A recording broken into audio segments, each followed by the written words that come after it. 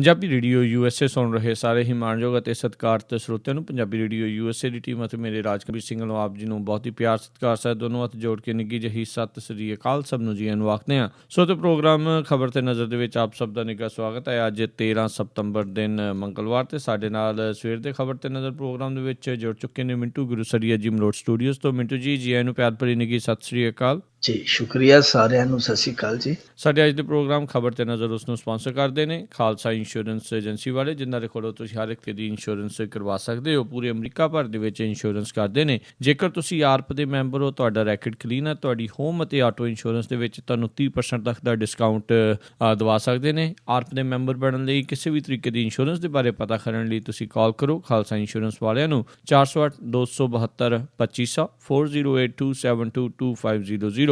ਇਸੇ ਨਾਲ ਸੁਰਜੀਤ ਸਿੰਘ ਅਤੇ ਮਹਿੰਦਰ ਕੌਰ ਗੁਰਾਇਆ ਸੈਨ ਹੋਜ਼ੇ ਤੋਂ ਇਹਨਾਂ ਦਾ ਵੀ ਬਹੁਤ ਬਹੁਤ ਧੰਨਵਾਦ। ਜੇਕਰ ਤੁਸੀਂ ਜਾਂ ਕੋਈ ਹੋਰ ਕਾਰੋਬਾਰ ਇਸ ਪ੍ਰੋਗਰਾਮ ਨੂੰ ਸਪਾਂਸਰ ਕਰਨਾ ਚਾਹੁੰਦੇ ਹੋ, ਸੰਪਰਕ ਕਰੋ ਨੰਬਰ 408-722-7698 ਦੇ ਉੱਤੇ।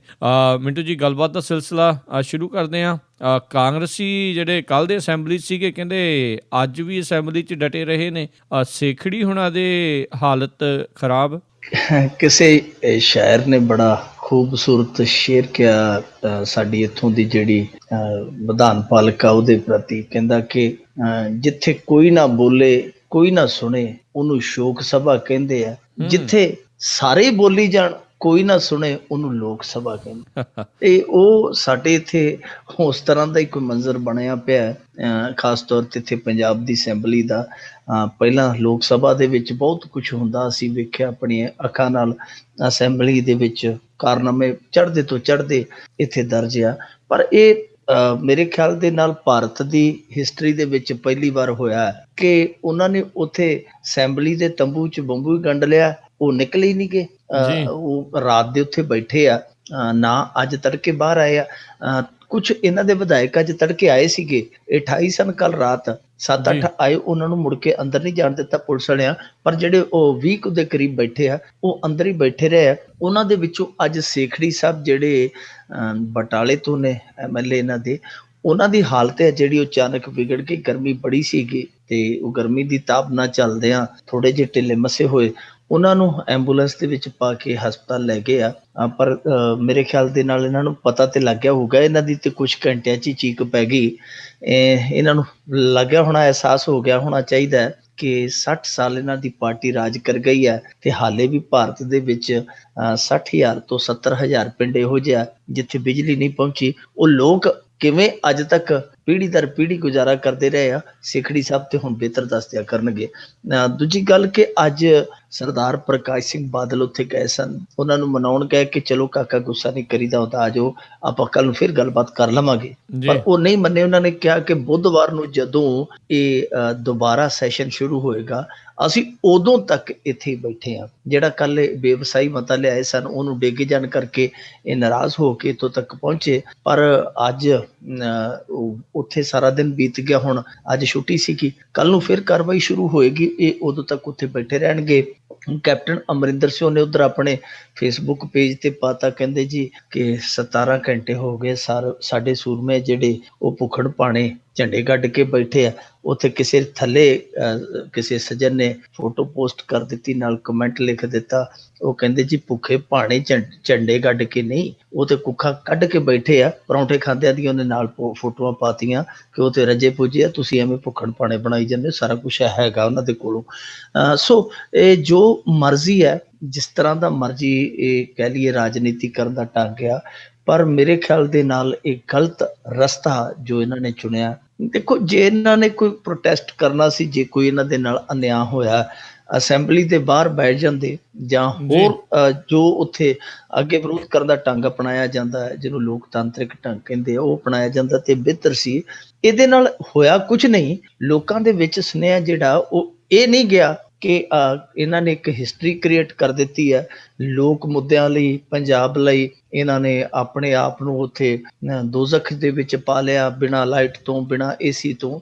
ਪਰ ਲੋਕਾਂ ਦੇ ਵਿੱਚ ਜੋ ਸੁਨੇਹਾ ਗਿਆ ਉਹ ਉਲਟ ਗਿਆ। ਉਹ ਇਹ ਗਿਆ ਕਿ ਇਹ ਸਾਰੀ ਨੋਟੰਕੀ ਹੈ। 8-9 ਸਾਲ ਤੇ ਸੁੱਤੇ ਰਹੇ AC ਕਮਰਿਆਂ ਦੇ ਵਿੱਚ। ਲੋਕ ਜਦੋਂ ਤੜਫਦੇ ਸੀ ਇਹਨਾਂ ਨੂੰ ਜਾਗ ਨਹੀਂ ਆਈ। ਅੱਜ ਜਦੋਂ ਇਹ ਜਾਗਣ ਡਏ ਆ ਅਸੈਂਬਲੀ ਦੇ ਵਿੱਚ ਬੈਠੇ ਮੱਛਰਾਂ ਦੇ ਵਿੱਚ, ਅੱਜ ਲੋਕ ਆਰਾਮ ਨਾਲ ਸੁੱਤੇ ਕਿ ਕੋਈ ਫਰਕ ਨਹੀਂ ਪੈਂਦਾ। ਬਸ ਇਹ ਉਲਟ ਮੈਸੇਜ ਗਿਆ, ਲੋਕਾਂ ਨੇ ਇਹਨੂੰ ਸੀਰੀਅਸਲੀ ਨਹੀਂ ਲਿਆ, ਸਗੋਂ ਉਲਟਾ ਨੁਕਤਾਚੀਨੀ ਕੀਤੀ ਹੈ ਕਿ ਇਸ ਤਰ੍ਹਾਂ ਕਰਨ ਦੀ ਜ਼ਰੂਰਤ ਨਹੀਂ ਸੀ। ਅਖੀਰਲਾ ਸੈਸ਼ਨ ਸੀ, ਜੋ ਵੀ ਹੁੰਦਾ ਉਹ ਉਸਾਰੂ ਢੰਗ ਨਾਲ ਕੀਤਾ ਜਾਣਾ ਚਾਹੀਦਾ ਸੀ। ਇਹ ਜਿਹੜਾ ਵਿਗਾੜੂ ਢੰਗ ਅਪਣਾਇਆ ਇਹਨਾਂ ਨੇ, ਮੇਰੇ ਖਿਆਲ ਦੇ ਨਾਲ ਇਹ ਵੀ ਹੋ ਸਕਦਾ ਕਿ ਆਉਣ ਵਾਲੇ ਦਿਨਾਂ ਦੇ ਵਿੱਚ ਇਹਨਾਂ ਤੇ ਕੋਈ ਕਾਰਵਾਈ ਵੀ ਕੀਤੀ ਜਾਵੇ, ਕਿਉਂਕਿ ਇਹ ਹੈ ਤੇ ਜਿਹੜਾ ਇੱਕ ਤਰ੍ਹਾਂ ਨਾਲ ਕਹਿ ਲਈਏ ਇਹ ਜੋ ਕਿਸੇ ਵੀ ਪਾਰਲੀਮੈਂਟ ਦਾ, ਕਿਸੇ ਵੀ ਅਸੈਂਬਲੀ ਦਾ ਜੋ ਵਿਧੀ ਵਿਧਾਨ ਹੁੰਦਾ ਹੈ, ਉਹਦੇ ਨੇਮ ਕਾਇਦੇ ਤੋਂ ਉਲਟਿਆ ਨਾ।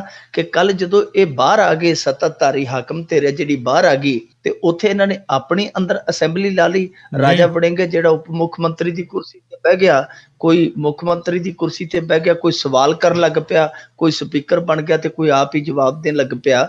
ਯਾਨੀ ਅਸੈਂਬਲੀ ਦੇ ਵਿੱਚ ਇਹਨਾਂ ਨੇ ਆਪਣੀ ਅਸੈਂਬਲੀ ਚਲਾ ਲਈ। ਹੁਣ ਕੱਲ ਨੂੰ ਕੋਈ ਤਰੀਕ ਤੇ ਗਿਆ ਮੁਲਜ਼ਮ ਆਖੇ ਕਿ ਜੱਜ ਤਾਂ ਰੋਟੀ ਖਾਣ ਗਿਆ, ਮੈਂ ਉਹਨਾਂ ਚਿਰ ਅਦਾਲਤ ਆਪਦੀ ਚਲਾ ਲਵਾਂ, ਤੇ ਗੱਲ ਨਹੀਂ ਬਣਦੀ। ਮੇਰੇ ਖਿਆਲ ਦੇ ਨਾਲ ਇਹਨਾਂ ਤੇ ਸੰਵਿਧਾਨਕ ਦਾਇਰੇ ਦੇ ਵਿੱਚ ਕੋਈ ਕਾਰਵਾਈ ਵੀ ਹੋਏਗੀ। ਔਰ ਜੋ ਕੀਤਾ ਇਹਨਾਂ ਨੇ ਹਾਲ ਦੀ ਘੜੀ ਜਾਪਦਾ ਨਹੀਂ, ਉਹਨੂੰ ਆਪਾਂ ਦਰੁਸਤ ਨਹੀਂ ਆਖ ਸਕਦੇ ਜੋ ਇਹਨਾਂ ਨੇ ਕੀਤਾ, ਪਰ ਢੰਗ ਉਹਨਾਂ ਦਾ ਆਪਣਾ ਹੈ। ਇਸ ਕਰਕੇ ਹੁਣ ਇਹ ਕਿਸ ਰੁਖ ਅਖਤਿਆਰ ਕਰਕੇ ਬੈਠਦਾ ਸਵੇਰੇ, ਉਹ ਸਮਾਂ ਦੱਸੇਗਾ। ਜੀ ਜੀ ਜੀ ਜੀ ਅੱਗੇ ਜਿਹੜੇ ਜੀ ਗੱਲ ਕਰਦੇ ਆਪਾਂ, ਬਿਮਾਰ ਹੋਈ ਦਿੱਲੀ ਦੇ ਮੰਤਰੀਆਂ ਦੀ ਗੈਰ ਹਾਜ਼ਰੀ ਬਣੀ ਬਹਿਸ ਦਾ ਵਿਸ਼ਾ। ਦਿੱਲੀ ਇਹਨਾਂ ਦਿਨਾਂ ਦੇ ਵਿੱਚ ਆਮ ਤੌਰ ਤੇ ਬਿਮਾਰ ਹੋ ਜਾਂਦੀ ਹੈ। ਵੈਸੇ ਵੀ ਬਰਸਾਤਾਂ ਦੇ ਵਿੱਚ ਜਿਹੜੇ ਬਹੁਤ ਸਾਰੇ ਸਰੀਰਕ ਰੋਗ ਆ ਉਹ ਉਤਪੰਨ ਹੋ ਜਾਂਦੇ ਆ, ਜਿਵੇਂ ਮਲੇਰੀਆ, ਡੇਂਗੂ ਹੈ। ਹੁਣ ਉਹਨੂੰ ਆਪਣੇ ਇੱਧਰ ਪੇਂਡੂ ਭਾਸ਼ਾ 'ਚ ਸੈੱਲ ਘਟਨਾ ਕਹਿ ਦਿੰਦੇ ਆ। ਹੋਰ ਕਈ ਤਰ੍ਹਾਂ ਦੀਆਂ ਬਿਮਾਰੀਆਂ, ਚਿਕਨਗੁਨੀਆ, ਇਸ ਤਰ੍ਹਾਂ ਦੀਆਂ ਬਿਮਾਰੀਆਂ ਜਿਹੜੀਆਂ ਬਹੁਤ ਜ਼ਿਆਦਾ ਹੁੰਦੀਆਂ। ਖਾਸ ਤੌਰ ਤੇ ਦਿੱਲੀ ਵਰਗਾ ਜਿਹੜਾ ਕਹਿ ਲਈਏ ਕਿ ਹੈ ਵੀ ਪ੍ਰਦੂਸ਼ਿਤ ਸ਼ਹਿਰ ਹੈ, ਤੇ ਵਸੋਂ ਦੇ ਪੱਖੋਂ ਵੀ ਉਹ ਬਹੁਤ ਜ਼ਿਆਦਾ ਕਹਿ ਲਈਏ ਕਿ ਭਰਿਆ ਪੀਤਾ ਹੈ। ਸੋ ਉੱਥੇ ਇਹ ਬਿਮਾਰੀਆਂ ਜ਼ਿਆਦਾ ਸਿਰ ਚੁੱਕਦੀਆਂ। ਦੱਸਦੇ ਆ ਕਿ 1400-1500 ਤੇ ਇਕੱਲੇ ਜਿਹੜੇ ਚਿਕਨਗੁਨੀਆ ਤੇ ਡੇਂਗੂ ਦੇ ਮਰੀਜ਼ ਉੱਥੇ ਐਡਮਿਟ ਨੇ। ਕਈ ਮੌਤਾਂ ਵੀ ਹੋ ਚੁੱਕੀਆਂ, ਪਰ ਹਾਲੋਂ ਬੇਹਾਲ ਹੋਈ ਦਿੱਲੀ ਦਾ ਕੋਈ ਹਾਲ ਜਾਣਨ ਵਾਲਾ ਉੱਥੇ ਮਹਿਰਮ ਨਹੀਂ ਮਿਲਦਾ। ਅਰਵਿੰਦ ਕੇਜਰੀਵਾਲ ਜਿਹੜੇ ਆ ਉਹ ਆਪਣੇ ਗਲੇ ਦਾ ਆਪਰੇਸ਼ਨ ਕਰਵਾਉਣ ਗਏ ਆ ਬੰਗਲੌਰ। ਜਿਹੜੇ ਮਨੀਸ਼ ਸਿਸੋਦੀਆ ਡਿਪਟੀ CM ਉੱਥੋਂ ਦੇ, ਉਹ ਫਿਨਲੈਂਡ ਦੇ ਵਿੱਚ ਫਿਰਦੇ ਆ। ਜਿਹੜੇ ਨਸੀਮ ਜੰਗ ਆ, ਜਿਹੜੇ ਉੱਥੋਂ ਦੇ ਸਾਰਾ ਕੁਝ ਕਰਤਾ ਧਰਤਾ ਹੈ, ਲੈਫਟੀਨੈਂਟ ਗਵਰਨਰ, ਉਹ ਵਿਦੇਸ਼ ਦੇ ਵਿੱਚ ਕਿਹੜੇ ਦੇਸ਼ ਦੇ ਵਿੱਚ ਗਏ ਆ ਹਾਲੇ ਤੱਕ ਪਤਾ ਨਹੀਂ ਲੱਗਿਆ। ਹੁਣ ਅੱਜ ਦਿੱਲੀ ਨੇ ਜਦੋਂ ਸਵਾਲ ਕੀਤਾ ਕਿ ਭਾਈ ਸਾਡੀ ਬਾਂਹ ਕੌਣ ਫੜੇਗਾ, ਕਿਉਂਕਿ ਜਿਹੜਾ ਉੱਥੋਂ ਦਾ ਇੱਕੋ ਇੱਕ ਸੀਨੀਅਰ ਮੰਤਰੀ ਹੈ ਸਤਿੰਦਰ ਜੈਨ, ਉਹ ਵੀ ਗੋਆ ਦੇ ਵਿੱਚ ਸੀ। ਅੱਜ ਲੋਕਾਂ ਨੇ ਬੜਾ ਇਸ ਗੱਲ ਦਾ ਬੁਰਾ ਮਨਾਇਆ ਕਿ ਅੱਜ ਅਸੀਂ ਇੱਕ ਔਖੇ ਦੌਰ ਦੇ ਵਿੱਚ ਹਾਂ, ਲੋਕਾਂ ਦੀਆਂ ਮੌਤਾਂ ਹੋ ਰਹੀਆਂ, ਧੜਾ ਧੜ ਮਰੀਜ਼ ਨਵੇਂ ਆ ਜਿਹੜੇ ਉਹ ਹਸਪਤਾਲਾਂ ਦੇ ਵਿੱਚ ਆ ਰਹੇ ਆ, ਸਾਡੀ ਬਾਂਹ ਫੜਨ ਵਾਲਾ ਕੋਈ ਜਾਪਦਾ ਨਹੀਂ। ਤੇ ਜਦੋਂ ਸਵਾਲ ਕੀਤੇ ਗਏ, ਕੇਜਰੀਵਾਲ ਸਾਹਿਬ ਨੇ ਟਵੀਟ ਕਰ ਦਿੱਤਾ, ਕਿਉਂਕਿ ਉਹ ਅਕਸਰ ਟਵੀਟ ਕਰਦੇ ਰਹਿੰਦੇ ਆ। ਉਹਨਾਂ ਨੇ ਕਿਹਾ ਕਿ ਸਾਡੇ ਕੋਲ ਤੇ ਪੈਨ ਖਰੀਦਣ ਜੋਗੀ ਪਾਵਰ ਨਹੀਂ ਹੈਗੀ, ਸਰਕਾਰ ਕੱਲਾ ਪੈਨ ਹੀ ਖਰੀਦ ਲਵੇ, ਸਾਰੀ ਪਾਵਰ ਤੇ ਨਸੀਮ ਜੰਗ ਕੋਲ ਆ, ਉਹਦੇ ਕੋਲ ਜਾਓ ਜਾਂ ਨਰਿੰਦਰ ਮੋਦੀ ਕੋਲ ਜਾਓ, ਸਾਡੇ ਕੋਲ ਤਾਂ ਕੋਈ ਪਾਵਰ ਹੀ ਹੈ ਨਹੀਂ, ਪਾਵਰਾਂ ਤਾਂ ਉਹਨਾਂ ਦੇ ਕੋਲ ਆ। ਸੋ ਇੱਕ ਤਾਨਾ ਜਿਹਾ ਉਹਨਾਂ ਨੇ ਮਾਰ ਦਿੱਤਾ ਅੱਗੋਂ। ਪਰ ਦੇਖੋ ਐਸੇ ਅਰਵਿੰਦ ਕੇਜਰੀਵਾਲ ਆਪਦੀ ਜਗ੍ਹਾ ਸਹੀ ਹੈ, ਨਸੀਮ ਜੰਗ ਆਪਦੀ ਜਗ੍ਹਾ ਸਹੀ ਹੋ ਸਕਦਾ ਹੈ। ਨਰਿੰਦਰ ਮੋਦੀ ਦਾ ਤੇ ਵਿੱਚ ਇਹਦੇ 'ਚ ਕੋਈ ਰੋਲ ਨਹੀਂ ਜਾਪਦਾ ਕਿ ਉਹ ਆ ਕੇ ਸਾਰਾ ਕੁਛ ਕਰੇਗਾ। ਦੇਖੋ ਆਪਾਂ ਨੂੰ ਵੀ ਪਤਾ ਆ ਕਿ ਇਹ ਸਮੱਸਿਆ ਜਿਹੜੀ ਇਹਨਾਂ ਦੀ ਦਿੱਲੀ ਦੇ ਵਿੱਚ ਟਕਰਾਓ ਵਾਲੀ ਹੈ, ਇਹ ਬਹੁਤ ਕੁਝ ਨੁਕਸਾਨ ਕਰ ਗਈ ਹੈ, ਬਹੁਤ ਕੁਝ ਕਰਨਾ ਹੈ ਹਾਲੇ ਨੇ। ਜੋ ਇੱਕ ਪ੍ਰਭੂ ਸੱਤਾ ਦੀ ਲੜਾਈ ਹੈ, ਇਹ ਕੋਰਟ ਦੇ ਵਿੱਚ ਚਲੇ ਗਈ। ਪਰ ਹੁਣ ਸਵਾਲ ਇਹ ਪੈਦਾ ਹੁੰਦਾ ਕਿ ਦਿੱਲੀ ਦੇ ਜਿਹੜੇ ਉੱਥੋਂ ਦੇ ਨਿਵਾਸੀ ਆ, ਉਹਨਾਂ ਦੀ ਬਾਂਹ ਕਿਹੜਾ ਫੜੇਗਾ। ਉੱਥੇ 3 ਨਿਗਮ ਆ, ਉਹ ਤਿੰਨੇ ਅੱਡੋ ਅੱਡ ਜਿਹੜੇ ਆ ਉਹ ਆਪੋ ਤਾਪੀ 'ਚ ਰਹਿੰਦੇ ਆ। ਉਹ ਕਹਿੰਦੇ, ਉਹ ਕਦੇ ਕਹਿ ਦਿੰਦੇ ਜੀ ਆਹ ਫਲਾਣਾ ਮਹਿਕਮਾ, ਫਲਾਣਾ ਅਫਸਰ ਉਹਦੇ ਅੰਡਰ ਆ, ਉਹ ਉਹਦੇ ਅੰਡਰ ਆ। ਅੰਡਰ ਦੀ ਲੜਾਈ ਹੈ ਜਿਹੜੀ, ਉਹ ਹੀ ਸਾਰਿਆਂ ਨੂੰ ਉੱਥੇ ਖੰਡਰ ਕਰੀ ਜਾਂਦੀ ਹੈ। ਬਹੁਤ ਜ਼ਿਆਦਾ ਹਾਲਤ ਹੈ ਦਿੱਲੀ ਦੀ, ਉਹ ਜਿਹੜੀ ਉਹ ਦਿਨੋਂ ਦਿਨ ਸਿਹਤ ਪੱਖੋਂ ਖਰਾਬ ਹੁੰਦੀ ਜਾਂਦੀ ਹੈ। ਮੇਰੇ ਖਿਆਲ ਦੇ ਨਾਲ ਅਰਵਿੰਦ ਕੇਜਰੀਵਾਲ ਸਾਹਿਬ ਹੋਰਾਂ ਨੂੰ ਥੋੜ੍ਹਾ ਜਿਹਾ ਧਿਆਨ ਦੇਣ ਦੀ ਜ਼ਰੂਰਤ ਹੈ। ਕਿਉਂਕਿ ਕਈ ਵਾਰ ਇਹ ਹੁੰਦਾ ਹੈ ਕਿ ਦਵਾਈ ਭਾਵੇਂ ਨਾ ਹੀ ਹੋਵੇ ਕੋਲ, ਹਾਲ ਚਾਲ ਪੁੱਛੇ ਬੰਦਾ ਠੀਕ ਹੋ ਜਾਂਦਾ ਹੈ। ਦੂਜੀ ਗੱਲ ਜੋ ਅਰਵਿੰਦ ਕੇਜਰੀਵਾਲ ਸਾਹਿਬ ਕਹਿ ਰਹੇ ਆ ਕਿ ਸਾਡੇ ਕੋਲ ਪਾਵਰ ਨਹੀਂ, ਇਹਨਾਂ ਦਾ ਪਾਵਰ ਸੰਬੰਧੀ ਜਿਹੜਾ ਕੇਸ ਆ, ਉਹ ਹਾਈ ਕੋਰਟ ਨੇ ਬੇਸ਼ੱਕ ਪਾਵਰ ਨਸੀਮ ਜੰਗ ਨੂੰ ਦਿੱਤੀ ਹੈ ਕਿ ਭਾਈ ਕਰਤਾ ਧਰਤਾ ਇਹ ਆ, ਪਰ ਕੇਸ ਇਹਨਾਂ ਨੇ ਸੁਪਰੀਮ ਕੋਰਟ 'ਚ ਖੜਿਆ ਹੈ। ਮੰਨ ਲਓ ਕੱਲ ਨੂੰ ਉੱਥੋਂ ਪਾਵਰ ਇਹਨਾਂ ਦੇ ਹੱਥ ਦੁਬਾਰਾ ਫੇਰ ਆ ਜਾਵੇ, ਪਰ ਜਿਹੜੇ ਮਰ ਗਏ ਇਸ ਬਿਮਾਰੀ ਦੇ ਨਾਲ, ਕੀ ਉਹ ਮੁੜ ਕੇ ਆਉਣਗੇ? ਸੋ ਸੰਭਾਲਣ ਦੀ ਜ਼ਰੂਰਤ ਆ। ਜਿੰਨਾ ਕੋ ਕੁਝ ਕਰ ਸਕਦੇ ਆ, ਜੋ ਵੀ ਇਹਨਾਂ ਦੇ ਕੋਲ ਹੀਲੇ ਵਸੀਲੇ ਆ ਵਰਤਣੇ ਚਾਹੀਦੇ ਆ। ਠੀਕ ਆ, ਕਿਸੇ ਦੀ ਮਜਬੂਰੀ ਆ, ਕਿਸੇ ਨੂੰ ਬਾਹਰ ਜਾਣਾ ਪੈ ਗਿਆ, ਪਰ ਉਹਦੀ ਥਾਂ ਤੇ ਕੋਈ ਐਡੀਸ਼ਨਲ ਲਾ ਕੇ ਜਾਇਆ ਜਾਵੇ। ਕੋਈ ਪ੍ਰਬੰਧ ਜਿਹੜਾ ਦੇਖ ਰੇਖ ਵਾਲਾ ਤੇ ਹੋਵੇ, ਕੋਈ ਅਫਸਰ ਸ਼ਾਹੀ ਨੂੰ ਉੱਤੇ ਖੜਾ ਤੇ ਨਜ਼ਰ ਆਵੇ। ਜੀ ਜੀ ਜੀ ਜੀ ਅਗਲੀ ਜੇ ਆਪਾਂ ਗੱਲ ਕਰੀਏ, ਰਾਜਾਂ ਦੇ ਵਿੱਚ ਪਾਣੀ ਦੇ ਮਸਲੇ ਅਸਲ ਦੇ ਵਿੱਚ ਵਿਵਾਦ ਜਿਹੜੇ ਬਣਦੇ ਰਹੇ ਆ, ਤੇ ਇਸੇ ਤਰੀਕੇ ਨਾਲ ਕਾਵੇਰੀ ਨਦੀ ਦਾ ਵਿਵਾਦ ਜਿਹੜਾ ਹੈ ਹਿੰਸਾ ਦਾ ਰੂਪ ਅਖਤਿਆਰ ਕਰ ਗਿਆ ਸੀ। ਅੱਜ ਕਹਿੰਦੇ ਜੀ ਥੋੜਾ ਟਿਕਾ ਰਿਹਾ ਆ, ਪਰ ਤਣਾਅ ਬਰਕਰਾਰ ਆ। ਇਹ 130-35 ਸਾਲ ਪੁਰਾਣਾ ਵਿਵਾਦ ਆ ਜੀ, ਤੇ ਇਹ ਵਿਵਾਦ ਕੱਲਾ ਕਰਨਾਟਕ ਤਮਿਲਨਾਡੂ ਦਾ ਨਹੀਂ ਹੈ। ਇਹਦੇ ਵਿੱਚ ਇਹ ਹੈ ਕਿ ਜਿਹੜੀ ਇਹ ਕਾਵੇਰੀ ਨਦੀ ਹੈ, ਵੈਸੇ ਦਰਿਆ ਆ, ਇਹਨੂੰ ਨਦੀ ਆਖ ਦਿੰਦੇ ਆ। ਇਹ 4 ਰਾਜਾਂ ਦੇ ਵਿੱਚ ਹੋ ਕੇ ਗੁਜ਼ਰਦੀ ਹੈ। ਕਰਨਾਟਕ ਆਉਂਦਾ, ਉਹਦੇ ਚ ਤਾਮਿਲਨਾਡੂ ਆਉਂਦਾ, ਉਹਦੇ ਚ ਪੁਡੂਚੇਰੀ ਆਉਂਦਾ, ਉਹਦੇ ਚ ਕੇਰਲ ਵੀ ਆਉਂਦਾ ਥੋੜਾ ਜਿਹਾ। ਤੇ ਉਹ ਜਿੰਨਾ ਕੁ ਪਾਣੀ ਵਿੱਚ ਇਹਦੇ ਜਾਂਦਾ ਹੈ, ਜਿਸ ਰਾਜ ਦਾ, ਉਸ ਦੇ ਅਨੁਪਾਤ ਥੋੜਾ ਪਾਣੀ ਵਰਤਦੇ ਵੀ ਹੈ। ਇਹ ਝਗੜਾ ਜਿਹੜਾ ਤਮਿਲਨਾਡੂ ਤੇ ਕਰਨਾਟਕ ਦੇ ਦਰਮਿਆਨ ਬਹੁਤ ਜ਼ਿਆਦਾ ਵੱਡਾ, ਜਦ ਕਿ ਦੂਜੇ ਜਿਹੜੇ 2 ਰਾਜ ਆ, ਪੁਡੂਚੇਰੀ ਉਹ ਤੇ ਬਿਲਕੁਲ ਛੋਟਾ ਜਿਹਾ, ਸਾਡੇ ਜਲੰਧਰ ਜ਼ਿਲ੍ਹੇ ਜਿੱਡਾ ਹੀ ਹੈ, ਉਹਨੂੰ ਤੇ ਕੋਈ ਏਡੀ ਖਾਸ ਲੋੜ ਵੀ ਨਹੀਂ ਹੈ, ਨਾ ਹੀ ਕੇਰਲ ਨੂੰ ਪਾਣੀ ਦੀ ਲੋੜ ਆ। ਇਹ ਦੋਵੇਂ ਸੂਬੇ ਆ ਜਿਹੜੇ ਖਾਸ ਤੌਰ ਤੇ ਦੱਖਣੀ ਕਰਨਾਟਕ ਹੈ ਜਿਹੜਾ, ਤੇ ਦੱਖਣੀ ਕਰਨਾਟਕ ਦੇ ਉਤਲੇ ਪਾਸੇ ਜਿਹੜਾ ਤਮਿਲਨਾਡੂ ਲੱਗਦਾ ਹੈ, ਤਾਂ ਇਹਨਾਂ ਦੋਵਾਂ ਦੇ ਆਪਸੀ ਹਿੱਤ ਹੈ ਜਿਹੜੇ ਉਹ ਇੱਥੇ ਆ ਕੇ ਟਕਰਾ ਜਾਂਦੇ, ਕਿਉਂਕਿ ਦੋਵੇਂ ਦੇਸ਼ ਹੈ ਜਿਹੜੇ, ਦੋਵੇਂ ਰਾਜ ਹੈ ਜਿਹੜੇ, ਉਹ ਖੇਤੀ ਕਰਦੇ ਆ। ਉਹ ਜਿਹੜੇ ਉਹਨਾਂ ਦੇ ਪਿੱਠ ਜੋੜਦੇ ਆ ਦੋਨੇ ਖਿੱਤੇ, ਉਹਨਾਂ ਦੋਨਾਂ ਖਿੱਤਿਆਂ ਦੇ ਵਿੱਚ ਖੇਤੀ ਹੁੰਦੀ ਹੈ। ਹੁੰਦਾ ਕੀ ਹੈ ਕਿ ਇਸ ਵਾਰ ਮਾਨਸੂਨ ਬੜੀ ਘੱਟ ਹੋਈ ਹੈ ਉੱਥੇ ਦੱਖਣ ਕਰਨਾਟਕ ਦੇ ਵਿੱਚ, ਖਾਸ ਤੌਰ ਤੇ ਜਿੱਥੇ ਕੋਈ ਮੈਸੂਰ ਆ ਜਾਂਦਾ, ਮਾਂਡਿਆ ਆ ਜਾਂਦਾ, ਉਧਰ ਮਾਨਸੂਨ ਐਤਕੀ ਘੱਟ ਵਰਸੀ ਹੈ। ਉਤੋਂ ਸੁਪਰੀਮ ਕੋਰਟ ਨੇ ਇਹਨਾਂ ਨੂੰ ਹੁਕਮ ਦੇ ਦਿੱਤਾ ਕਿ ਭਾਈ ਤੁਸੀਂ 20,000 ਕਿਊਸਕ ਪਾਣੀ ਹੈ ਜਿਹੜਾ ਉਹ ਛੱਡੋ 16 ਸਤੰਬਰ ਤੱਕ ਤਮਿਲਨਾਡੂ ਲਈ। ਇਹਨਾਂ ਲਈ ਔਖਾ ਹੋ ਗਿਆ ਕਿਉਂਕਿ ਮਾਨਸੂਨ ਘੱਟ ਸੀ, ਪਰ ਮਜਬੂਰੀ ਨਹੀਂ ਜਿਹੜੀ ਹੈ ਵੇਖੀ ਜਾ ਸਕਦੀ ਕਾਨੂੰਨ ਦੇ ਹੁਕਮ ਅੱਗੇ। ਫਿਰ ਇਹਨਾਂ ਨੇ ਵਿਰੋਧ ਕੀਤਾ। ਵਿਰੋਧ ਦੇ ਵਿੱਚ ਇਹ ਨਿਕਲਿਆ ਕਿ ਉਹ 20,000 ਮੰਗਦੇ ਸੀਗੇ, ਮੁੜ ਕੇ ਇਹ ਕਹਿੰਦੇ ਸੀ ਅਸੀਂ 10,000 ਕਿਊਸਕ ਦੇਣਾ। ਕੋਰਟ ਨੇ ਵਿੱਚ ਪੈ ਕੇ ਉਹਨਾਂ ਕਿਹਾ ਕਿ ਤੁਸੀਂ ਐਂ ਕਰੋ, ਨਾ ਉਧਰ ਦੀ ਨਾ ਇੱਧਰ ਦੀ 15,000 ਕਿਊਸਕ ਪਾਣੀ ਛੱਡੋ। ਉਹ ਜਦੋਂ ਪਾਣੀ ਛੱਡਿਆ ਤੇ ਹੋਇਆ ਕਿ ਜਦੋਂ ਅੜੀ ਸੀ, ਅੜੀ ਦੇ ਦੌਰਾਨ ਹੀ ਤਮਿਲਨਾਡੂ ਦੇ ਵਿੱਚ ਕੁਝ ਕਾਰੋਬਾਰੀ ਜਿਹੜੇ ਕੰਨੜ ਕਾਰੋਬਾਰੀ ਸੀ, ਉਹਨਾਂ ਤੇ ਹਮਲੇ ਹੋਏ। ਉਹ ਜਦੋਂ ਇੱਕ ਇੱਧਰ ਕਰਨਾਟਕ ਦੇ ਵਿੱਚ ਇਹ ਗੱਲ ਆਪਣੀ ਕਿ ਸਾਡੇ ਉੱਥੇ ਜਿਹੜੇ ਕਾਰੋਬਾਰੀ ਉਹਨਾਂ ਤੇ ਹਮਲੇ ਹੋਣੇ ਸ਼ੁਰੂ ਹੋ ਗਏ ਆ, ਦੂਜਾ ਸਾਡਾ ਪਾਣੀ ਜਾ ਰਿਹਾ, ਤਾਂ ਕਿਉਂਕਿ ਉੱਥੋਂ ਦੇ ਕਿਸਾਨਾਂ ਦੇ ਹਿੱਤ ਜੁੜੇ ਸਨ ਪਾਣੀ ਨਾਲ, ਫਿਰ ਉਹ ਉੱਥੇ ਹੌਲੀ ਹੌਲੀ ਜਿਹੜੀ ਹਿੰਸਾ ਹੈ ਉਹ ਜ਼ਿਆਦਾ ਭੜਕਦੀ ਗਈ। ਇੱਥੋਂ ਤੱਕ ਕਿ ਕੱਲ ਤੇ ਦੱਸਦੇ ਆ ਕਿ ਬੰਗਲੌਰ ਖੇਤਰ ਦੇ ਵਿੱਚ ਜਿਹੜੇ 16 ਥਾਣੇ ਆਉਂਦੇ ਆ, ਉਹਨਾਂ ਦੇ ਵਿੱਚ ਕਰਫਿਊ ਵੀ ਲਾਉਣਾ ਪਿਆ। 100-150 ਵਹੀਕਲ ਹੈ ਜਿਹੜਾ ਉਹ ਸਾੜ ਫੂਕ ਦਿੱਤਾ ਗਿਆ। ਹਾਲਤ ਇੱਕ ਵਾਰੀ ਇਹ ਹੋ ਗਈ ਕਿ ਤਮਿਲਨਾਡੂ ਦੇ ਵਿੱਚ ਜਿਹੜੀ ਨੰਬਰ ਪਲੇਟ ਤੇ ਕੇ ਲਿਖਿਆ ਹੁੰਦਾ ਸੀ, ਕਰਨਾਟਕ ਦਾ ਨੰਬਰ, ਉਹ ਭੰਨ ਕੱਤਦੇ ਸਨ, ਉਹ ਸਾੜ ਕੱਤਦੇ ਸਨ। ਜਿਹਦੇ ਗੱਡੀ ਦੇ ਅੱਗੇ ਨੰਬਰ ਪਲੇਟ ਦੇ ਉੱਤੇ TN ਲਿਖਿਆ ਹੁੰਦਾ ਤਮਿਲਨਾਡੂ ਦਾ ਨੰਬਰ, ਉਹ ਕੰਨੜ ਲੋਕ ਇੱਥੇ ਭੰਨ ਦਿੰਦੇ ਜਾਂ ਫੂਕ ਦਿੰਦੇ। ਸੋ ਇਹ ਬਹੁਤ ਖਤਰਨਾਕ ਸਿਲਸਿਲਾ ਚੱਲਿਆ, ਪਰ ਆਖਿਰ ਦੇ ਵਿੱਚ ਅੱਜ ਜਿਹੜੀ ਹੈ ਕੋਈ ਚੰਗੀ ਖਬਰ ਆਈ। ਚੰਗੀ ਖਬਰ ਇਹ ਆਈ ਕਿ ਉੱਥੇ ਅੱਜ ਸਥਿਤੀ ਹੈ ਜਿਹੜੀ ਉਹ ਅਮਨ ਵਾਲੀ ਰਹੀ। ਉਮੀਦ ਕੀਤੀ ਜਾਣੀ ਚਾਹੀਦੀ ਹੈ, ਸੁੱਖ ਮੰਗਣੀ ਵੀ ਚਾਹੀਦੀ ਹੈ ਕਿ ਉੱਥੇ ਇਹ ਸਥਿਤੀ ਬਹਾਲ ਰਵੇ। ਪਰ ਇੱਕ ਚੀਜ਼ ਉੱਥੋਂ ਨਿਕਲ ਕੇ ਆਉਂਦੀ ਹੈ ਕਿ ਦੇਖੋ ਸਾਡੇ ਵੀ ਬਿਲਕੁਲ ਇੱਥੇ ਜਿਹੜੇ ਹਰਿਆਣੇ ਤੇ ਪੰਜਾਬ ਦੇ ਕੁਝ ਹਿੱਤ ਆ ਜਿਹੜੇ, ਉਹ ਲਗਭਗ ਇਸੇ ਤਰ੍ਹਾਂ ਟਕਰਾਉਂਦੇ ਆ। ਉਸੇ ਤਰ੍ਹਾਂ ਹੀ ਮਾਮਲਾ ਜਿਹੜਾ ਉਹ ਸੁਪਰੀਮ ਕੋਰਟ ਦੇ ਵਿੱਚ ਆ, ਤੇ ਖੁਦਾ ਨਾ ਖਾਸਤਾ ਜੇ ਇਸ ਤਰ੍ਹਾਂ ਦੀ ਨੌਬਤ ਇੱਥੇ ਆਉਂਦੀ ਹੈ ਤਾਂ ਉਹਨੂੰ ਕਿਸ ਤਰ੍ਹਾਂ ਸਿੱਝਿਆ ਜਾਏਗਾ, ਕਿਸ ਤਰ੍ਹਾਂ ਨਜਿੱਠਿਆ ਜਾਏਗਾ, ਇਹ ਹਾਲ ਦੀ ਘੜੀ ਨਾ ਉਹ ਸੋਚਦੇ ਪਏ ਤੇ ਨਾ ਸਾਡੇ ਕੋਈ ਸੋਚਦਾ ਪਿਆ। ਜੀ ਜੀ ਜੀ ਅਗਲੀ ਜੇ ਆਪਾਂ ਗੱਲ ਕਰੀਏ, ਰਾਮਦੇਵ ਦਾ ਇੱਕ ਸਾਥੀ ਬਾਲ ਕ੍ਰਿਸ਼ਨ, ਇਹ ਸੰਨਿਆਸੀ ਬੰਦੇ ਕਹਿੰਦੇ ਵੀ ਭਾਰਤ ਦੀਆਂ ਦੌਲਤਮੰਦਾਂ ਦੀ ਸੂਚੀ ਦੇ ਵਿੱਚ ਸ਼ਾਮਲ। ਦੇਖੋ ਬਾਬਾ ਰਾਮਦੇਵ ਹੈ ਜਿਹੜਾ, ਉਹ ਬਹੁਤ ਛੇਤੀ ਕਹਿ ਲਈਏ ਕਿ ਤਗੜਾ ਉਦਯੋਗਪਤੀ ਬਣਿਆ। ਹਾਲ ਦੀ ਘੜੀ ਤੁਸੀਂ ਥੋੜਾ ਜਿਹਾ ਪਿੱਛੇ ਜਾਓ, ਜਦੋਂ ਉੱਥੋਂ ਰਾਮਲੀਲਾ ਮੈਦਾਨ 'ਚ ਘਟਨਾਕ੍ਰਮ ਜਿਹੜਾ ਵਾਪਰਿਆ ਸਾਰਾ, ਕੋਈ ਉਦੋਂ ਇਹਦਾ ਕਾਰੋਬਾਰ ਵੀ ਬਹੁਤਾ ਨਹੀਂ ਸੀ ਚਮਕਿਆ, ਤੇ ਇਹ ਬਾਬਾ ਰਾਮਦੇਵ ਆਪ ਵੀ ਬਹੁਤਾ ਨਹੀਂ ਸੀ ਚਮਕਿਆ। ਪਰ ਜਦੋਂ ਦੀ ਮੋਦੀ ਸਰਕਾਰ ਬਣੀ, ਸਿਤਾਰਾ ਕਿਸਮਤ ਦਾ ਇਹਨਾਂ ਦਾ ਚਮਕਿਆ। ਇਸ ਗੱਲ ਦੇ ਵਿੱਚ ਕੋਈ ਸ਼ੱਕ ਵੀ ਨਹੀਂ, ਇਸ ਬੰਦੇ ਨੇ ਮਿਹਨਤ ਵੀ ਬੜੀ ਕੀਤੀ ਹੈ। ਬਾਲ ਕ੍ਰਿਸ਼ਨ ਹੈ ਜਿਹੜਾ, ਉਹ ਸੰਘਰਸ਼ ਦੇ ਦਿਨਾਂ ਤੋਂ ਇਹਦੇ ਨਾਲ ਆ।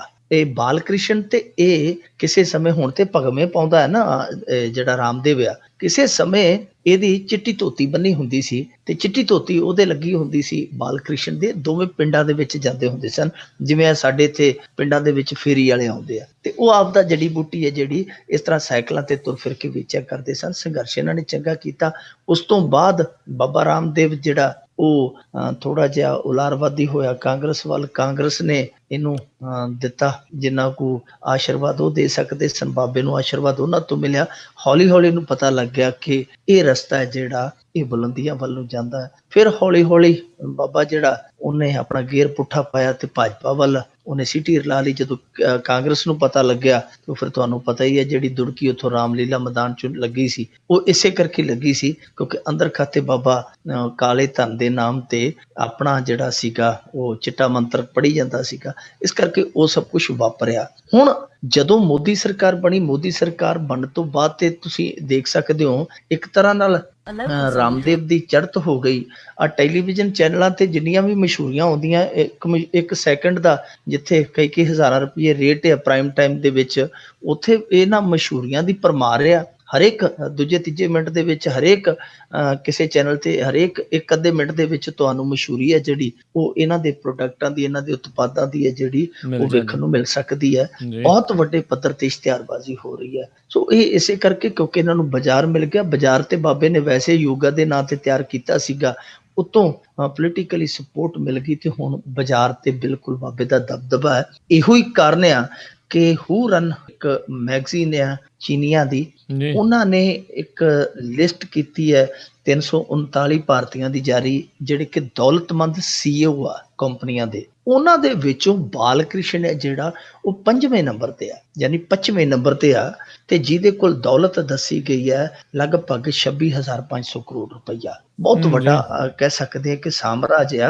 ਇਹਦੇ ਵਿੱਚ ਮੇਰੇ ਖਿਆਲ ਦੇ ਨਾਲ ਬਾਬਾ ਰਾਮਦੇਵ ਦੀ ਹਾਲੇ ਕੋਈ ਪੂੰਜੀ ਨਹੀਂ ਜੋੜੀ ਗਈ, ਜੇ ਉਹਦੇ ਕੋਈ ਨਾਂ ਹੋਵੇ ਤਾਂ, ਪਰ ਇਹਦੀ ਜੋੜੀ ਗਈ ਹੈ ਜੋ ਇਹਦੇ ਨਾਮ ਬੋਲਦੀ ਹੈ ਜਾਇਦਾਦ।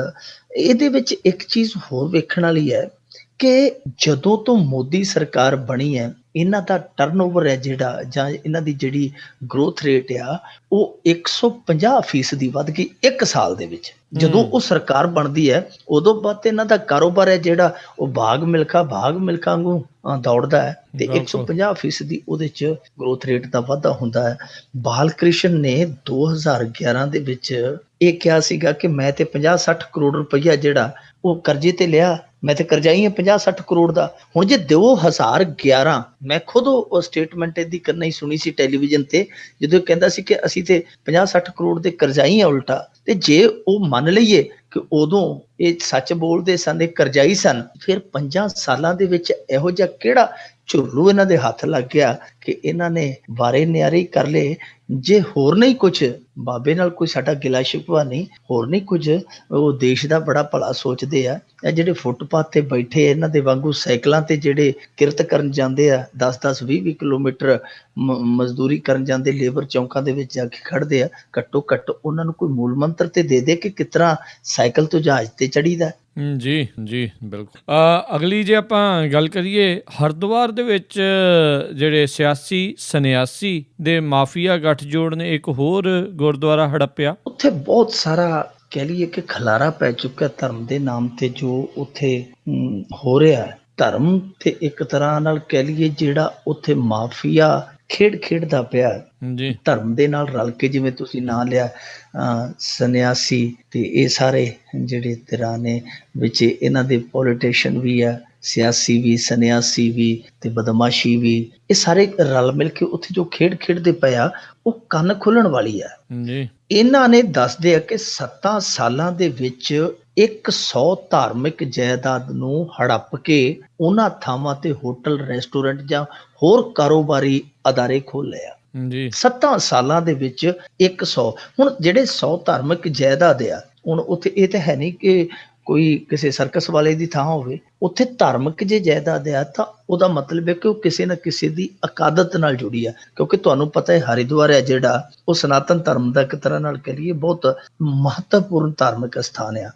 ਉਹਦੇ ਵਿੱਚ ਹੁਣ ਬਹੁਤ ਸਾਰੇ ਛੋਟੇ-ਛੋਟੇ ਵਿੱਚ ਇਸ ਤਰ੍ਹਾਂ ਦੇ ਧਾਰਮਿਕ ਕੇਂਦਰ ਬਣੇ ਆ, ਮੱਠ ਵੀ ਬਣੇ ਆ, ਮੰਦਿਰ ਵੀ ਨੇ, ਗੁਰਦੁਆਰੇ ਵੀ ਸਨ ਉੱਥੇ, ਹੋਰ ਇਸ ਤਰ੍ਹਾਂ ਧਰਮਸ਼ਾਲਾਵਾਂ ਜਿਹੜੀਆਂ ਉਹ ਸਾਰੀਆਂ ਮਿਲਾ ਕੇ ਕੁੱਲ 100 ਬਣਦੀਆਂ ਜਿਹੜੀਆਂ ਇਹਨਾਂ ਨੇ ਕਬਜ਼ੇ ਦੇ ਹੇਠ ਕਰ ਲਈਆਂ। ਕਬਜ਼ਾ ਕੀਤਾ ਕਿਵੇਂ ਗਿਆ? ਕਬਜ਼ਾ ਇਸ ਤਰ੍ਹਾਂ ਕੀਤਾ ਜਾਂਦਾ ਕਿ ਕੋਈ ਨਾ ਕੋਈ ਵਿੱਚ ਸਿਆਸੀ ਆ ਕੇ ਅੜ ਜਾਂਦਾ ਹੈ, ਕਰਨ ਵਾਲਾ ਹੋਰ ਹੁੰਦਾ ਹੈ, ਵਿੱਚ ਪੈਣ ਵਾਲਾ ਹੋਰ ਹੁੰਦਾ ਹੈ, ਅੱਗੇ ਸੌਦਾ ਕਰਵਾਉਣ ਵਾਲਾ ਹੋਰ ਹੁੰਦਾ, ਰਲ ਮਿਲ ਕੇ ਇਸੇ ਤਰ੍ਹਾਂ ਜਿਹੜੀ ਜਾਇਦਾਦ ਆ, ਧਾਰਮਿਕ ਜਾਇਦਾਦ ਆ, ਉਹਨੂੰ ਉਹ ਕਾਰੋਬਾਰੀ ਜਾਇਦਾਦ ਬਣਾ ਕੇ ਅੱਗੇ ਵੇਚ ਦਿੰਦੇ ਆ।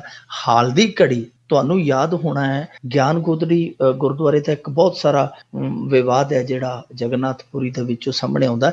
ਇਸੇ ਤਰਜ਼ ਤੇ ਇੱਥੇ ਵੀ ਦੱਸਦੇ ਆ ਕਿ ਇੱਕ ਉਹ ਗੁਰਦੁਆਰਾ ਹੁੰਦਾ ਸੀਗਾ, ਕਿਉਂਕਿ ਇਸ ਜਗ੍ਹਾ ਨੂੰ ਹੀ ਦੱਸਦੇ ਆ ਕਿ ਇਸ ਜਗ੍ਹਾ ਤੇ ਸ਼੍ਰੀ ਗੁਰੂ ਨਾਨਕ ਦੇਵ ਨੇ ਉਹ ਜੋ ਚੜਾਉਂਦੇ ਆ ਪਾਣੀ ਸੂਰਜ ਨੂੰ, ਉਹਦਾ ਵਿਰੋਧ ਕੀਤਾ ਸੀਗਾ। ਉੱਥੇ ਗੁਰਦੁਆਰਾ ਸੀ, ਉਹ ਦੱਸਦੇ ਆ ਕਿ 1985-86 ਦੇ ਵਿੱਚ ਜਿਹੜਾ ਉਹ ਇਹਨਾਂ ਨੇ ਕਬਜ਼ਾ ਕਰ ਲਿਆ। ਉਸ ਤੋਂ ਬਾਅਦ ਉਸ ਗੁਰਦੁਆਰੇ ਦਾ ਨਾਮੋ ਨਿਸ਼ਾਨ ਮਿਟਾ ਦਿੱਤਾ। ਅੱਜ ਉਸ ਜਗ੍ਹਾ ਤੇ ਇੱਕ ਦਫ਼ਤਰ ਕੰਮ ਕਰਦਾ ਹੈ। ਹੁਣ ਉਹ ਕਿਹਦਾ ਦਫ਼ਤਰ ਹੈ, ਕਿਹਨੇ ਅੱਗੋਂ ਲਿਆ, ਕਿਹਨੇ ਵੇਚਿਆ, ਉਹ ਸਭ ਜਾਂਚ ਪੜਤਾਲ ਦਾ ਵਿਸ਼ਾ। ਪਰ ਹਾਲ ਦੀ ਘੜੀ ਉੱਥੇ ਇੱਕ ਹੋਰ ਗੁਰਦੁਆਰਾ ਜਿਹਨੂੰ ਨਿਰਮਲ ਵਿਰਕਤ ਕੁਟੀਆ ਕਹਿੰਦੇ ਆ, ਉਹ ਗੁਰਦੁਆਰਾ ਜਿਹੜਾ ਪਾਉਂਟੀ ਚੱਡਾ ਸੀ, ਜਿਹਦੇ ਕਤਲ ਦੇ ਵਿੱਚ ਸੁਖਦੇਵ ਸਿੰਘ ਨਾਮਧਾਰੀ ਨਾਮਜ਼ਦ ਹੈ, ਤਿਹਾੜ ਜੇਲ੍ਹ ਦੇ ਵਿੱਚ ਬੰਦ ਆ।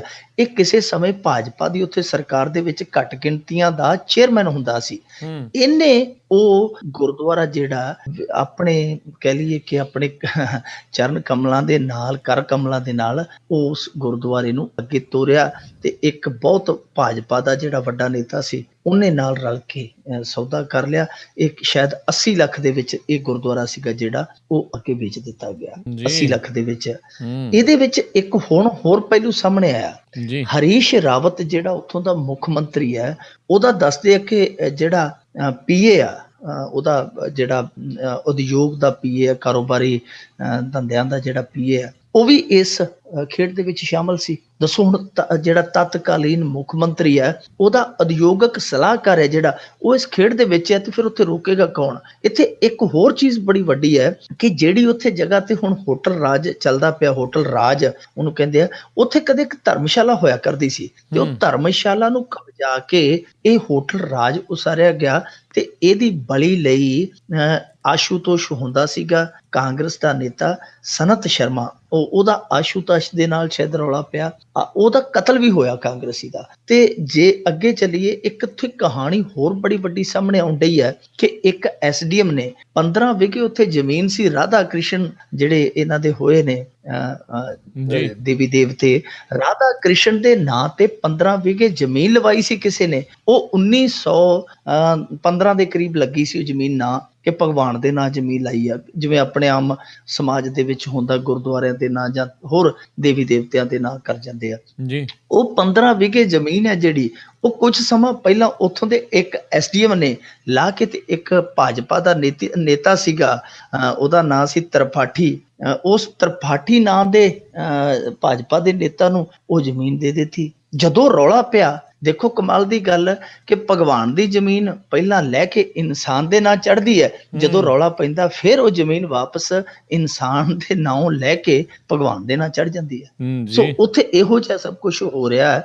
ਤੇ ਸਭ ਤੋਂ ਸੁਣ ਕਰਨ ਵਾਲੀ ਗੱਲ ਇਹ ਆ ਕਿ ਇਹਨਾਂ 7 ਸਾਲਾਂ ਦੇ ਵਿੱਚ 30 ਕਤਲ ਹੋ ਗਏ ਉੱਥੇ, 30 ਕਤਲ ਹੋ ਗਏ ਆ, ਜਿਨ੍ਹਾਂ ਦੇ ਵਿੱਚ ਸਾਧੂ ਸੰਨਿਆਸੀ ਵੀ ਹੈ, ਜਿਨ੍ਹਾਂ ਦੇ ਵਿੱਚ ਕੁਝ ਸਿਆਸੀ ਬੰਦੇ ਆ, ਉਹ ਵੀ ਕਤਲ ਹੋਇਆ। ਕਤਲੋਗਾਰਤ ਜਿਹੜੀ ਹੈ ਉਹ ਇਸ ਕੀਮਤੀ ਜ਼ਮੀਨ ਨੂੰ, ਬੇਸ਼ਕੀਮਤੀ ਜ਼ਮੀਨ ਨੂੰ ਹਾਸਲ ਕਰਨ ਲਈ ਹੋ ਰਹੀ ਹੈ। ਉਧਰ ਤਾਂ ਜਿਹੜਾ ਹਰੀਸ਼ ਰਾਵਤ ਆ ਮੁੱਖ ਮੰਤਰੀ, ਉਹ ਨਾਂ ਦਾ ਹੀ ਮੁੱਖ ਮੰਤਰੀ ਹੈ, ਉਹਦਾ ਕੋਈ ਬਹੁਤਾ ਫੌ ਨਹੀਂ ਪੈਂਦਾ। ਤੁਹਾਨੂੰ ਪਤਾ ਪਿੱਛੇ ਜੇ ਉਹਨੂੰ ਸੁੱਟ ਹੀ ਦਿੱਤਾ ਸੀ ਇਹਨਾਂ ਨੇ ਠਿੱਬੀ ਮਾਰ ਕੇ, ਇਸ ਕਰਕੇ ਉਹ ਮਜਬੂਰ ਜਿਹਾ ਮੁੱਖ ਮੰਤਰੀ, ਉਹਦੀ ਕੁਰਸੀ ਦੀ ਕੋਈ ਆਪਦੀ ਭਰੋਸੇਯੋਗਤਾ ਨਹੀਂ। ਪਰ ਜੇ ਇਸੇ ਤਰ੍ਹਾਂ ਕੰਮ ਚੱਲਦਾ ਰਿਹਾ ਤੇ ਹੌਲੀ ਹੌਲੀ ਅਸੀਂ ਸਮਝ ਲਵਾਂਗੇ ਕਿ ਜਿਨ੍ਹਾਂ ਲੋਕਾਂ ਨੇ ਪੈਦਾ ਕੀਤੇ ਸਨ, ਕਿਉਂਕਿ ਧਰਮ ਤੇ ਸਿਆਸੀ ਗੱਠਜੋੜ ਦੇ ਵਿੱਚੋਂ ਹੀ ਨਿਕਲੇ ਇਹ ਲੋਕ, ਇਹ ਦੋਵਾਂ ਨੂੰ ਹੀ ਖਤਮ ਕਰ ਦੇ। ਜੀ ਜੀ ਜੀ। ਅੱਗੇ ਆਪਾਂ ਵਧੀਏ। ਆਪ ਦੀ ਰੈਲੀ ਤੋਂ ਬਾਅਦ ਦੇ ਵਿੱਚ ਅਕਾਲੀ ਕੌਂਸਲਰ ਨੇ ਕੀਤਾ ਹਮਲਾ, ਚਲਾਈਆਂ ਗੋਲੀਆਂ, 2 ਫੱਟੜ। ਇਹ ਮੋਗਾ ਦੇ ਵਿੱਚ ਘਟਨਾ ਵਾਪਰੀ ਹੈ ਜਦੋਂ ਇਹਨਾਂ ਨੇ ਰੈਲੀ ਕੀਤੀ ਚੋਣ ਮੈਨੀਫੈਸਟੋ ਵਾਲੀ ਬਾਘਾ ਪੁਰਾਣਾ ਦੇ ਵਿੱਚ। ਉਸ ਤੋਂ ਬਾਅਦ ਕੋਈ ਕਾਉਂਸਲਰ ਸੀਗਾ, ਉਹਨੇ ਹਮਲਾ ਕਰ ਦਿੱਤਾ, ਜਿਹਦੇ ਚ ਬਲਜਿੰਦਰ ਸਿੰਘ ਹੈ ਜਿਹੜਾ, ਤੇ ਇੱਕ ਉਹਦਾ ਸਾਥੀ ਹੈ ਉਹ ਫੱਟੜ ਨੇ। ਉਹਨਾਂ ਨੇ ਦੋਸ਼ ਲਾਇਆ ਕਿ ਅਸੀਂ ਆਪਦੀ ਥਾਂ ਤੇ ਬੈਠੇ ਸਾਂ, ਇਸ ਰੈਲੀ ਤੋਂ ਅੱਕੇ ਥੱਕੇ ਇਸ ਜਿਹੜਾ ਅਕਾਲੀ ਪਾਰਸ਼ਦ ਆ, ਕੌਂਸਲਰ ਆ, ਉਹਨੇ ਆ ਕੇ ਹਮਲਾ ਕਰ ਦਿੱਤਾ ਆਪਦੇ ਸਾਥੀਆਂ ਦੇ ਨਾਲ, ਗੋਲੀਆਂ ਵੀ ਚਲਾਈਆਂ ਨੇ ਤੇ ਕਾਫੀ ਕਹਿ ਲਈਏ ਕਿ ਸੱਟ ਪਿੱਟਾਂ ਜਿਹੜੀਆਂ ਉਹਨਾਂ ਨੂੰ ਵੱਜੀਆਂ। ਫਾਇਰ ਵੀ ਉਹਨਾਂ ਨੇ ਦੱਸ ਦਿਆ ਕਿ ਕੀਤੇ ਆ, ਜਿਹੜੀ ਦੂਜੀ ਧਿਰ ਹਮਲਾਵਰ ਧਿਰ ਸੀਗੀ। ਹਸਪਤਾਲ ਦੇ ਵਿੱਚ ਜਿਹੜੇ ਇਲਾਜ ਨੇ ਬਲਜਿੰਦਰ ਸਿੰਘ ਹੋਰੀ, ਤੇ ਉਹਨਾਂ ਨੇ ਇਹੀ ਕਿਹਾ ਕਿ ਇਹ ਜਿਹੜਾ ਹਮਲਾ ਹੋਇਆ ਸਾਡੇ ਤੇ, ਇਹ ਬੁਖਲਾਹਟ ਸੀਗੀ ਜੋ ਅਸੀਂ ਰੈਲੀ ਉੱਥੇ ਕੀਤੀ, ਜੋ ਸਾਡੀ ਰੈਲੀ ਦਾ ਰੰਗ ਰਿਹਾ ਉਹ ਇਹਨਾਂ ਤੋਂ ਜਰਿਆ ਨਹੀਂ ਗਿਆ, ਤੇ ਉਹ ਜਿਹੜੀ ਇੱਕ ਰੰਜਿਸ਼ ਸੀ ਉਹ ਫਿਰ ਹਮਲੇ ਦੇ ਰੂਪ ਚ ਨਿਕਲੀ। ਇਸ ਤਰ੍ਹਾਂ ਦੀਆਂ ਘਟਨਾਵਾਂ ਪਹਿਲਾਂ ਵੀ ਵਾਪਰ ਚੁੱਕੀਆਂ। ਇੱਥੇ ਸਾਡੇ ਇਲਾਕੇ ਦੇ ਵਿੱਚ ਵੀ ਇਸੇ ਤਰ੍ਹਾਂ ਹੋਇਆ ਸੀ, ਜਦੋਂ ਲੰਬੀ ਰੈਲੀ ਕੀਤੀ ਸੀ ਭਗਵੰਤ ਮਾਨ ਨੇ, ਜਿੱਥੋਂ ਕੰਮ ਸ਼ੁਰੂ ਹੋਇਆ, ਉਦੋਂ ਦੂਜੇ ਦਿਨ 3 ਨੌਜਵਾਨਾਂ ਨੂੰ ਇੱਕ ਪਿੰਡ ਦੇ ਵਿੱਚ ਬਹੁਤ ਬੁਰੀ ਤਰ੍ਹਾਂ ਕੁੱਟਿਆ ਗਿਆ ਸੀ। ਹਸਪਤਾਲ 'ਚ ਉਹ ਪਏ ਸਨ ਜ਼ਖਮੀ। ਸਾਨੂੰ ਉਹਨਾਂ ਨੇ ਬੁਲਾਇਆ ਵੀ ਪੱਤਰਕਾਰਾਂ ਨੂੰ, ਪਰ ਸਾਡੇ ਜਾਂਦਿਆਂ ਨੂੰ ਪਤਾ ਨਹੀਂ ਕੀ ਮੰਤਰ ਵੱਜਾ, ਉਹ ਮੁੜ ਕੇ ਖੜੇ ਪੈਰੇ ਮੁੱਕਰ ਕੇ ਕਹਿੰਦੇ ਜੀ ਨਹੀਂ, ਅਸੀਂ ਕੋਈ ਕਾਰਵਾਈ ਨਹੀਂ ਕਰਾਉਣੀ। ਇਸ ਤਰ੍ਹਾਂ ਦੀਆਂ ਹੋਰ ਬਹੁਤ ਸਾਰੀਆਂ ਘਟਨਾਵਾਂ ਵਾਪਰਦੀਆਂ ਨੇ, ਪਰ ਜੋ ਇਹ ਸਿਲਸਿਲਾ ਚੱਲਦਾ ਪਿਆ ਗਲਤ ਆ। ਮਲੋਟ ਦੇ ਵਿੱਚ ਰੈਲੀ ਵਾਲਾ ਹਮਲਾ ਸੀ ਜਿਹੜਾ, ਉਹ ਸਾਰਿਆਂ ਨੂੰ ਪਤਾ ਕਿ ਕਿੰਨਾ ਸ਼ਰਮਨਾਕ ਉਹ ਸਾਰਾ ਘਟਨਾਕ੍ਰਮ ਸੀ। ਉਸ ਤੋਂ ਵੀ ਵੱਡੀ ਜਿਹੜੀ ਜਮਹੂਰੀਅਤ ਦੇ ਲਈ ਸ਼ਰਮ ਸੀ ਉਹ ਇਹ ਸੀ ਕਿ ਜਿਹੜੇ ਕਿਸਾਨ ਸੀ ਉਹਨਾਂ ਨੂੰ ਸੰਘਰਸ਼ ਵੀ ਨਹੀਂ ਕਰਨ ਦਿੱਤਾ ਗਿਆ। ਉਹਨਾਂ ਦਾ ਜਿਹੜਾ ਪੱਕਾ ਮੋਰਚਾ ਸੀ ਉਹਨੂੰ ਫੇਲ ਕਰਨ ਲਈ ਸੈਂਕੜੇ ਕਿਸਾਨ ਹੈ ਜਿਹੜੇ ਉਹ ਘਰਾਂ ਦੇ ਵਿੱਚ ਚੁੱਕ ਲਏ ਗਏ, ਸੜਕਾਂ ਤੇ ਜਾਂਦੇ ਰੋਕ ਲਏ ਗਏ, ਕਦੀ ਕਿਤੇ ਨਜ਼ਰਬੰਦ ਕਰ ਦਿੱਤੇ ਗਏ, ਕਦੀ ਕਿਤੇ ਨਜ਼ਰਬੰਦ ਕਰ ਦਿੱਤੇ ਗਏ। ਸੋ ਇਹ ਇੱਕ ਜੋ ਦਮਨ, ਜੋ ਆਪਾਂ ਦਮਨ ਕਹਿੰਦੇ ਆ, ਇਹ ਦਮਨ ਚੱਕਰ ਜਿਹੜਾ ਚੱਲਦਾ ਪਿਆ ਇਹ ਚੰਗਾ ਨਹੀਂ ਹੈ ਕਿ ਤੁਸੀਂ ਕਿਸੇ ਨੂੰ ਆਯੋਜਨ ਵੀ ਨਹੀਂ ਕਰਨ ਦੇ ਰਹੇ, ਤੁਸੀਂ ਕਿਸੇ ਨੂੰ ਬੋਲਣ ਵੀ ਨਹੀਂ ਦੇ ਰਹੇ, ਤੁਸੀਂ ਕਿਸੇ ਨੂੰ ਸੰਘਰਸ਼ ਵੀ ਨਹੀਂ ਕਰਨ ਦੇ ਰਹੇ, ਤਾਂ ਫਿਰ ਤੁਸੀਂ ਕਰਨ ਕੀ ਦੇਵੋਗੇ? ਜਦੋਂ ਤੁਸੀਂ ਇਹ ਸਾਰਾ ਕੁਝ ਕਰਨਾ ਹੀ ਨਹੀਂ, ਫਿਰ ਤੁਸੀਂ ਕਿਸ ਹੱਕ ਦੇ ਨਾਲ ਕਹਿੰਦੇ ਹੋ ਕਿ ਅਸੀਂ ਸੰਵਿਧਾਨਕ ਤੌਰ ਤਰੀਕਿਆਂ ਦੇ ਨਾਲ ਸਰਕਾਰ ਚਲਾਉਂਦੇ ਹਾਂ? ਫਿਰ ਤੇ ਤੁਹਾਨੂੰ ਕਹਿ ਦੇਣਾ ਚਾਹੀਦਾ ਹੈ ਕਿ ਅਸੀਂ ਸੇਵਾਦਾਰ ਨਹੀਂ ਭਾਈ, ਅਸੀਂ ਸੂਬੇਦਾਰ ਹਾਂ, ਤੇ ਅਸੀਂ ਰਾਜ ਆ ਜਿਹੜਾ ਉਹ ਹੱਥ ਜੋੜ ਕੇ ਨਹੀਂ ਕਰਨਾ, ਅਸੀਂ ਹੱਥ ਤੋੜ ਕੇ ਕਰਨਾ। ਜੀ ਜੀ ਜੀ ਬਿਲਕੁਲ। ਤੇ ਜਾਂਦੇ ਜਾਂਦੇ ਆਪਾਂ ਮਿੱਟੂ ਜੀ ਜੇ ਗੱਲ ਕਰ ਲਈਏ ਬੱਕਰੇ ਦੀ ਬਲੀ ਨੂੰ ਲੈ ਕੇ ਹਾਈ ਕੋਰਟ ਦੇ ਵਿੱਚ ਪਈ ਰਿਟ, ਇਹ ਅੱਜ ਦੀ ਸਭ ਤੋਂ ਦਿਲਚਸਪ ਖਬਰ ਸੀ ਭਾਰਤ ਦੇ ਵਿੱਚ ਜੀ, ਕਿਉਂਕਿ ਅੱਜ ਬਕਰੀਦ ਆ ਤੇ ਉਹ ਮੁਸਲਿਮ ਭਾਈਚਾਰੇ ਨੂੰ ਆਪਾਂ ਵਧਾਈ ਵੀ ਦਿੰਦੇ ਆ ਉਹਨਾਂ ਦੇ ਇਸ ਬਹੁਤ ਅਹਿਮ ਤਿਉਹਾਰ ਤੇ ਇਸ ਤਿਉਹਾਰ ਤੇ ਇਹ ਜਿਹੜੀ ਖਬਰ ਆਈ ਹੈ ਉਹ ਦਿਲਚਸਪ ਇਸ ਕਰਕੇ ਆ ਕਿ ਇੱਕ ਸੱਜਣ ਨੇ ਹਾਈ ਕੋਰਟ ਦੇ ਵਿੱਚ ਪਹੁੰਚ ਕਰ ਲਈ। ਪ੍ਰਥਮ ਸ਼ਰਮਾ ਉਹਦਾ ਨਾਮ ਸੀ। ਉਹਨੇ ਦਿੱਲੀ ਹਾਈ ਕੋਰਟ ਦੇ ਵਿੱਚ ਜਾ ਕੇ ਰਿਟ ਪਾ ਦਿੱਤੀ ਕਿ ਬੱਕਰਿਆਂ ਦੀ ਜਿਹੜੀ ਹੈ ਬਲੀ ਨਹੀਂ ਦਿੱਤੀ ਜਾਣੀ ਚਾਹੀਦੀ। ਹੁਣ ਹਾਈ ਕੋਰਟ ਆ ਚਾਹੇ ਸੁਪਰੀਮ ਕੋਰਟ ਆ, ਉਹ ਪਹਿਲਾਂ ਰਿਟ ਨੂੰ ਵੇਖਦੇ ਆ, ਵਾਚਦੇ ਆ, ਹੱਥਾਂ ਤੇ ਜਿਵੇਂ ਭੜਕਾ ਕੇ ਨਹੀਂ ਦੇਖਦੇ ਹੁੰਦੇ ਕਿ ਕਿੰਨਾ ਕੁ ਵਜਨ ਰੱਖਦੀ ਹੈ, ਤੇ ਉਹ ਹੱਥਾਂ ਤੇ ਉਹ ਭੜਕਾ ਕੇ ਵਹਿੰਦੇ ਆ ਕਿ ਕੀ ਇਹ ਸੁਣਵਾਈ ਦੇ ਕਾਬਲ ਹੈ ਜਾਂ ਨਹੀਂ। ਤੇ ਜੱਜ ਨੇ ਜਦੋਂ ਉਹ PIL ਸੀਗੀ ਜਿਹੜੀ ਉਹਨੂੰ ਵੇਖਿਆ, ਉਹਨਾਂ ਨੇ ਕਾਬਲ ਨਹੀਂ ਪਾਈ। ਉਹਨਾਂ ਨੇ ਕਿਹਾ ਕਿ ਸੱਜਣਾ ਇਹ ਤੇਰੀ ਰਿਟ ਹੈ ਜਿਹੜੀ ਸੁਣਵਾਈਯੋਗ ਨਹੀਂ ਹੈ। ਉਹਨਾਂ ਨੇ ਕਿਹਾ ਕਿ ਅਸੀਂ ਖਾਰਜ ਕਰਦੇ ਹਾਂ। ਪ੍ਰਥਮ ਸ਼ਰਮਾ ਨੂੰ ਇਹ ਗੱਲ ਨਾਗਵਾਰ ਗੁਜ਼ਰੀ। ਉਹਨੇ ਕਿਹਾ ਕਿ ਮੈਂ ਤੇ ਮਰਨ ਵਰਤ ਤੇ ਬਹਿ ਜਾਗਾ। ਉਹਨਾਂ ਨੇ ਕਿਹਾ ਕਿ ਗੱਲ ਦੱਸ। ਉਹਨੇ ਆਖਿਆ ਕਿ ਜੇ ਸੰਤਾ ਬੰਤਾ ਜੋਕ ਦੀ ਸੁਣਵਾਈ ਹੋ ਸਕਦੀ ਹੈ ਫਿਰ ਇਹ ਬੱਕਰੇ ਦੀ ਸੁਣਵਾਈ ਕਿਉਂ ਨਹੀਂ ਹੋ ਸਕਦੀ? ਜੱਜ ਸਾਹਿਬ ਨੇ ਉੱਥੇ ਇੱਕ ਫਿਰ ਤਰਕ ਬੜਾ ਲਾਜਵਾਬ ਦਿੱਤਾ। ਉਹ ਕਹਿੰਦੇ ਗੱਲ ਸੁਣ ਸੱਜਣਾ, ਸੰਤਾ ਬੰਤਾ ਜੋਕ ਦਾ ਜਿਹੜਾ ਮਾਮਲਾ ਸੀ ਉਹ ਮਾਮਲਾ ਬੇਸ਼ੱਕ ਚੁਟਕਲੇ ਦੇ ਨਾਲ ਜੁੜਿਆ ਹੋਇਆ ਸੀ, ਚੁਟਕਲਿਆਂ ਦੇ ਨਾਲ ਉਹ ਸੰਬੰਧਿਤ ਸੀ, ਪਰ ਉਹਦੇ ਤੇ ਇਤਰਾਜ਼ ਸਿੱਖਾਂ ਨੂੰ ਸੀ, ਉਹਨਾਂ ਦੀਆਂ ਭਾਵਨਾਵਾਂ ਨੂੰ ਠੇਸ ਪੁੱਜਦੀ ਸੀ। ਉਹਨਾਂ ਨੇ ਪਹੁੰਚ ਕੀਤੀ ਕਿ ਭਾਈ ਇਹ ਕੰਮ ਬੰਦ ਹੋਣਾ ਚਾਹੀਦਾ। ਪਰ ਹੁਣ ਤੂੰ ਦੱਸ ਵੀ ਇਸ ਮਾਮਲੇ ਦੇ ਵਿੱਚ ਜਦੋਂ ਬੱਕਰੇ ਨੂੰ ਕੋਈ ਤਕਲੀਫ ਨਹੀਂ, ਬੱਕਰਾ ਹੀ ਨਹੀਂ ਬੋਲਣ ਡਿਆ, ਤੇ ਫਿਰ ਤੇਰੀ ਸੁਣਵਾਈ ਕਾਹਦੀ? ਜੀ ਜੀ ਬਹੁਤ ਬਹੁਤ ਧੰਨਵਾਦ ਮਿੰਟੂ ਜੀ, ਤੁਸੀਂ ਸਾਡੇ ਨਾਲ ਜੁੜੇ, ਇਹਨਾਂ ਖਬਰਾਂ ਬਾਰੇ ਸਾਨੂੰ ਵਿਸਥਾਰ 'ਚ ਜਾਣਕਾਰੀਆਂ ਦਿੱਤੀਆਂ, ਉਸ ਦੇ ਲਈ ਤੁਹਾਡਾ ਬਹੁਤ ਬਹੁਤ ਧੰਨਵਾਦ। ਅਗਲੇ ਬੁਲੇਟਿਨ ਤੱਕ ਲਈ ਤੁਹਾਡਾ ਬਹੁਤ ਬਹੁਤ ਧੰਨਵਾਦ, ਮਿਹਰਬਾਨੀ, ਸਤਿ ਸ੍ਰੀ ਅਕਾਲ। ਸ਼ੁਕਰੀਆ, ਸਤਿ ਸ੍ਰੀ ਅਕਾਲ। ਤੇ ਸਰੋਤਿਓ ਇੱਥੇ ਹੀ ਸਾਡਾ ਅੱਜ ਦਾ ਇਹ ਪ੍ਰੋਗਰਾਮ ਖਬਰ ਤੇ ਨਜ਼ਰ ਉਹ ਵੀ ਹੁਣ ਸਮਾਪਤ ਹੁੰਦਾ ਹੈ। ਹੁਣ ਮੈਨੂੰ ਰਾਜਕਨਵੀਰ ਸਿੰਘ ਨੂੰ ਵੀ ਇਜਾਜ਼ਤ ਦਿਓ। ਮੇਰੇ ਵੱਲੋਂ ਵੀ ਆਪ ਸਭ ਨੂੰ ਬਹੁਤ ਪਿਆਰ ਸਤਿਕਾਰ ਸਹਿਤ ਦੋਨੋਂ ਹੱਥ ਜੋੜ ਕੇ ਨਿੱਘੀ ਜਿਹੀ ਸਤਿ ਸ੍ਰੀ ਅਕਾਲ। ਜਿੰਦੇ ਵਾਸਤੇ ਰਹੋ, ਹੱਸਦੇ ਖੇਲਦੇ ਰਹੋ ਤੇ ਸੁਣਦੇ ਰਹੋ ਪੰਜਾਬੀ ਰੇਡੀਓ USA।